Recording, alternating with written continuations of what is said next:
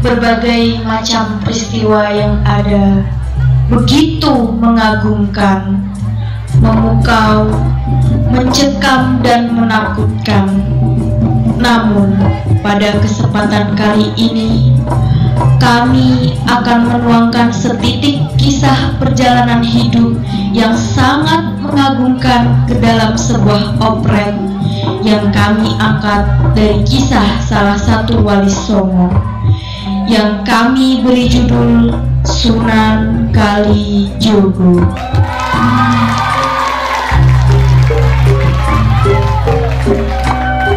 Yang akan diperankan oleh Azizah sebagai Raden Said, Afifah sebagai Adipati, Zidni sebagai orang tua, Milzaj dan kawan-kawan sebagai perampok, Ando dan kawan-kawan sebagai prajurit, Ambing sebagai ibunya Raden Said, dan Desi sebagai adiknya Raden Said, serta tak lupa artis-artis ternama lainnya. Selamat menyaksikan.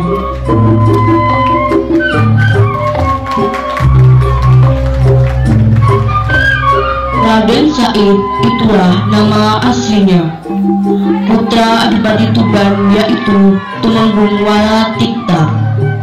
Sejak kecil, Raden Said sudah dikenalkan agama Islam oleh guru agama Kadipaten Tuban. Gelora jiwa muda Raden Said seakan meledak-ledak manakala melihat praktek oknum pejabat Kadipaten Tuban di saat menarik pajak pada penduduk atau rakyat jelata. Suatu hari, Raden Said menghadap ayah hendanya.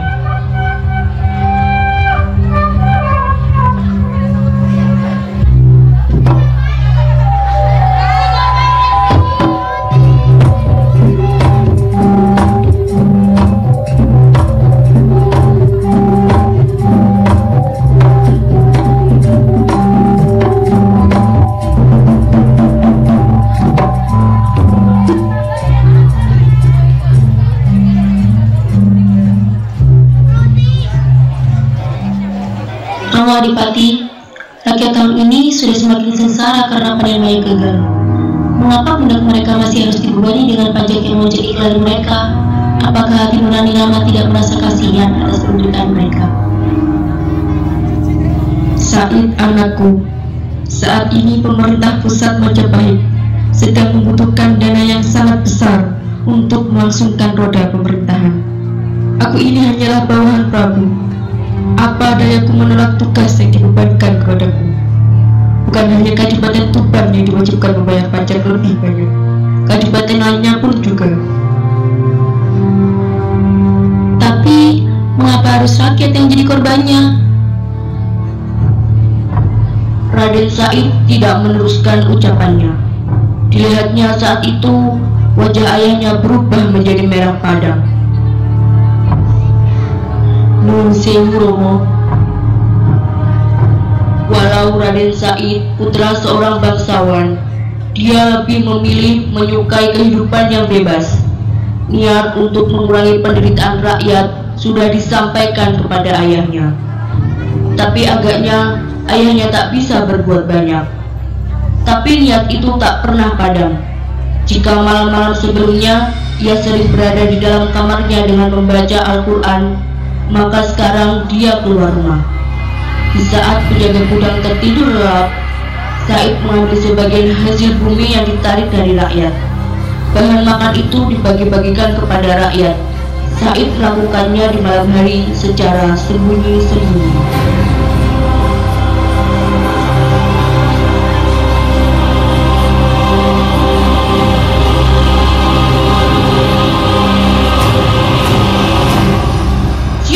Berani-berani mengambil bahan makanan budak ini?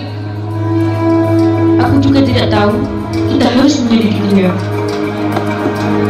Iya, nanti malam kita harus menemukan siapa pencurinya. Raden Said tidak pernah menyangka bahwa malam itu perbuatannya akan ketahuan.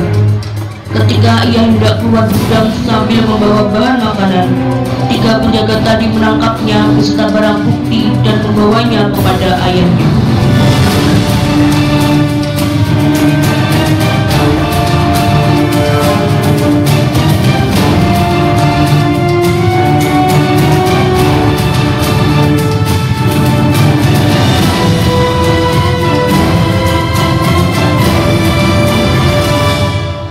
Sewu Adipati, ada laporan dari penjaga gudang bahwa ada penyusup yang mencuri bahan makanan di gudang.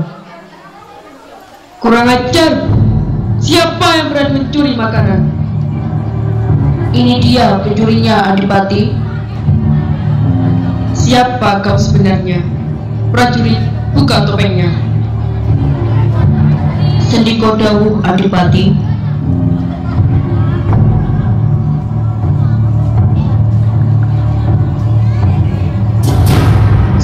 Memalukan sekali perbuatanmu itu. Kurang apakah aku ini, Said? Apa aku tak menjamin kehidupanmu di istana ini? Apa aku pernah melarangmu makan sekenyang-kenyangnya? Mengapa kau lakukan perbuatan tercela itu?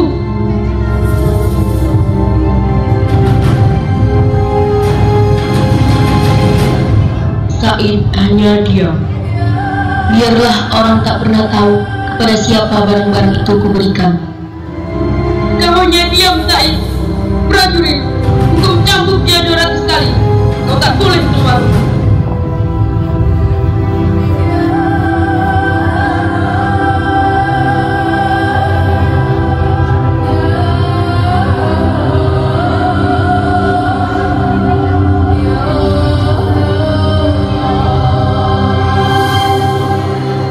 Raden Said tak pernah jera.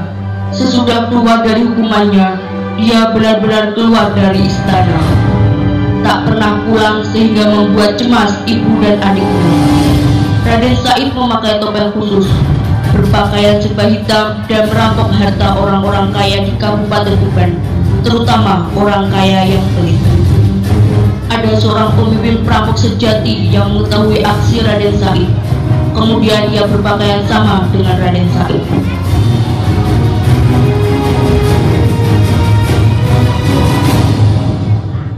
Dengan cara inilah aksi kita tidak akan ada yang mengetahui.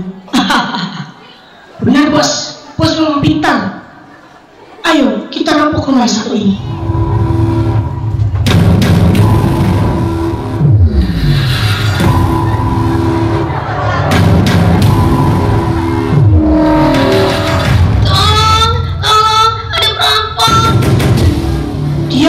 Atau kau kubunuh.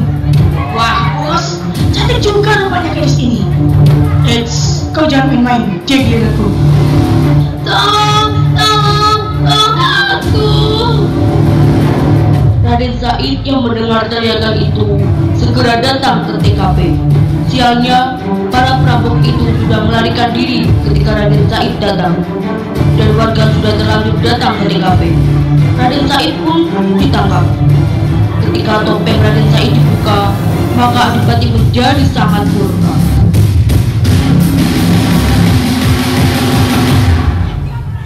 Pergi dari Kadipaten Tuban ini. Kau telah mencoreng nama baik keluargamu. Pergi, jangan kembali sebelum kau dapat menggetarkan dinding-dinding istana Kadipaten Tuban ini dengan ayat-ayat Al-Quran yang sering kau baca di malam hari.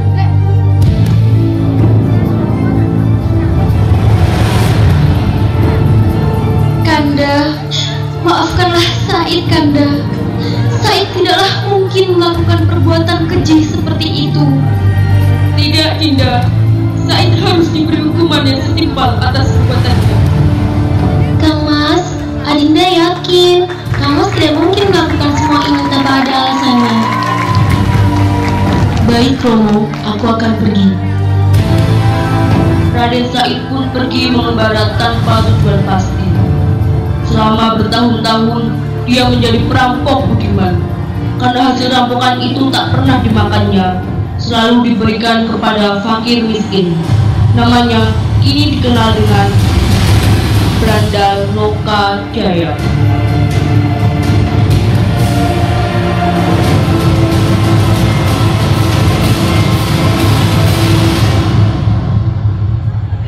Pada suatu hari, ada seorang berjubah putih lewat di hutan Jatiwangi.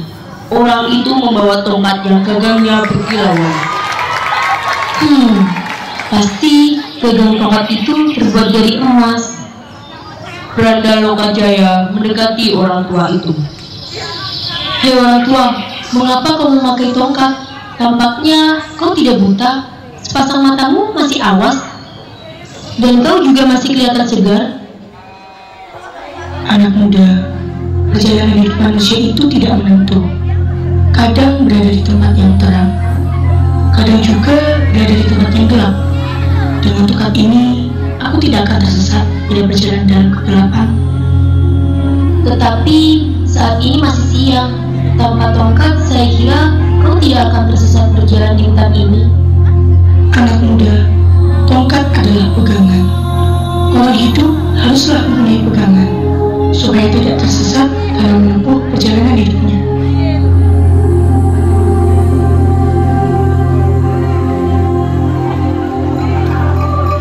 Tanpa banyak bicara lagi, Said merebut tongkat orang tua itu secara paksa hingga ia terjatuh. Ternyata tongkat itu bukan tongkat emas. Said heran melihat orang itu menangis. Hei orang tua, jangan menangis. Ini tongkatmu kukembalikan.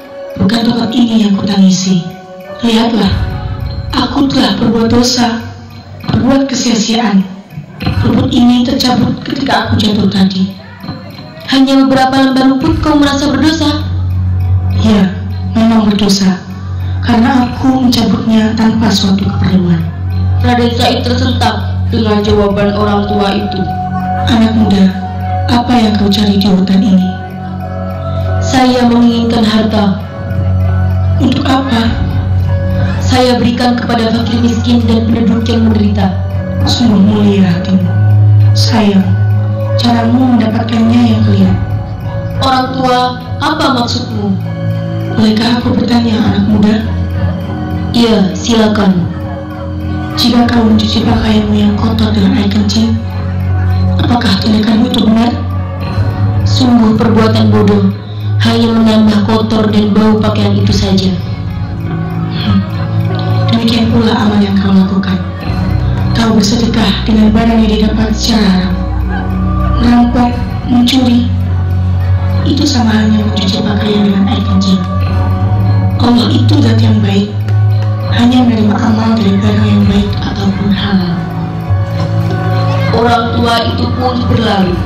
Raden Said mengejar orang tua itu sampai di tepi sungai. Tunggu, sudikah Tuan menerima saya menjadi murid? Menjadi muridku, mau belajar apa? Apa saja, asal Tuan menerima saya menjadi murid. Baik sekali anak muda. Apakah menerima syarat-syaratnya? Saya bersedia. Orang tua itu menancapkan tongkatnya di tepi sungai. Raden Said diperintahkan menunggunya. Tak boleh beranjak dari tempat itu sebelum orang itu kembali menemuinya. Kemudian orang tua itu menyeberangi sungai. Setelah lelaki itu hilang, Raden Said berdoa. Duh Gusti, hidupkanlah saya seperti para pemuda di Gua Kahfi ratusan tahun silam.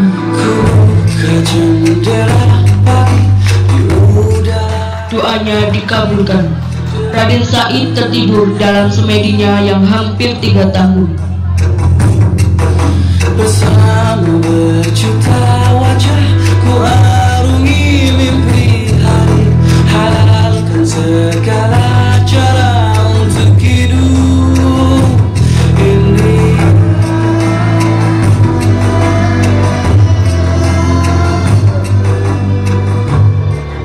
Setelah 3 tahun, lelaki berjubah putih itu datang menemui Raden Said. Tapi Raden Said tak bisa dibangunkan. Barulah setelah mengumandangkan azan, pemuda itu membuka sepasang matanya. Tubuhnya dibersihkan dan dibawa ke Tuban. Mengapa ke Tuban?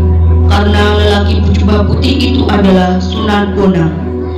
Di Tuban, Raden Said diberi pelajaran agama.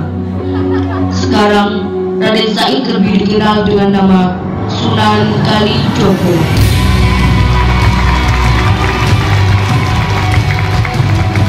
Inilah persembahan dari kami, Asrama Al-Hurriyah.